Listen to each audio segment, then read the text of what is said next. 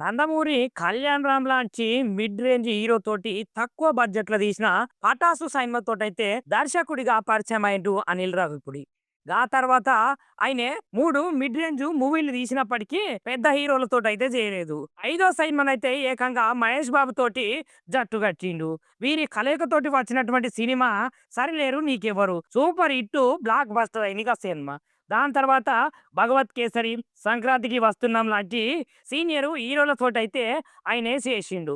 ఇప్పుడు మెగాస్టార్ చిరంజీవి తోటి 'మనశంకర వరప్రసాద్' గారైతే రాబోతున్నాడు. ఎప్పటికప్పుడు కుదిరిన సినిమాలు మొత్తము చేసుకుంటా ఉండే డైరెక్టర్ అయితే ఈ తరం పెద్ద స్టార్‌లతోటి చేయాలని వెయిటింగ్ చేయడం అయితే అనిల్ కెరీర్‌లోనే లేదని మనకైతే తెలుస్తున్నది.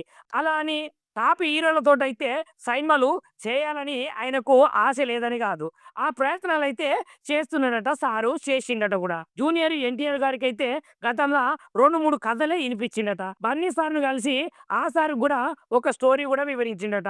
కాకపోతే నా స్టోరీలో డెప్త్ లేదో, లేదంటే హీరోలు నన్ను నమ్మలేదో గానీ, నా స్టోరీలనైతే రిజెక్ట్ చేసిర్రు అని సార్ అయితే చెప్పిండు.